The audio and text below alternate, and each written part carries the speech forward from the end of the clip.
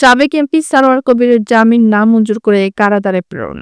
দিনাজপুর থেকে গ্রেপ্তার গাইবান্ধা ২ আসনের সাবেক সংসদ সদস্য ও গাইবান্ধা জেলা আওয়ামী লীগের সাংগঠনিক সম্পাদক শাহ সারোয়ার কবিরকে গাইবান্ধা আদালতে তোলা হয়েছে। এ সময় জামিনের আবেদন নামঞ্জুর করে তাকে কারাগারে পাঠানোর নির্দেশ দেওয়া হয়েছে। বুধবার বিকেলে ৪টার দিকে গাইবান্ধা সদরের অতিরিক্ত চিফ জুডিশিয়াল ম্যাজিস্ট্রেট আমলি আদালতের বিচারক মোহাম্মদ জাহাঙ্গীর হোসেনের কাছে হাজির করা হলে তিনি এই নির্দেশ দেন।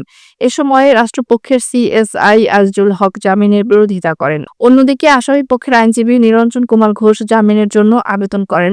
এরপর বিচারক উভয় পক্ষের শুনানি শেষে বিজ্ঞ আদালতে জামিন শুনানি বাতিল করে তাকে কারাগারে পাঠানোর নির্দেশ দেন।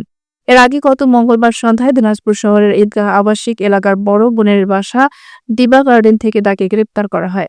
উল্লেখ্য, গত ২৪ জুলাই বৈষম্যবিরোধী আন্দোলনের সময় সাবেক গাইবান্ধা ২ আসনের সংসদ সদস্য শাহ সারোয়ার কবিরের হুকুমে জেলা বিএনপি অফিসে ককটেল সদৃশ বস্তুর বিস্ফোরণ ঘটানো, অগ্নিসংযোগ ভাঙচুরের ঘটনা ঘটায়। এ ব্যাপারে গাইবান্ধা জেলা বিএনপির দপ্তর সম্পাদক মোহাম্মদ আব্দুল হাই ২৬ আগস্ট গাইবান্ধা থানায় একটি মামলা দায়ের করেন।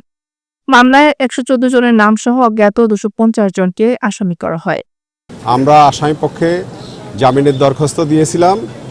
ওনার বিরুদ্ধে শুধুমাত্র অভিযোগ ছিল হুকুমের অভিযোগ, কোনো স্পেসিফিক অভিযোগ ছিল না।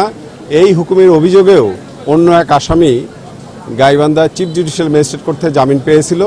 আমরা কোর্টকে বলেছি যে যেহেতু সেম ফুটিংয়ে আসামি জামিন পেয়েছে, এই আসামিও জামিন পাওয়ার হকদার, কিন্তু তাকে আজকে জামিনের আবেদন নামঞ্জুর করা হয়েছে এবং আমরা জেলখানায় তার জন্য অ্যাজ এ এমপি হিসাবে ডিভিশন চেয়েছি।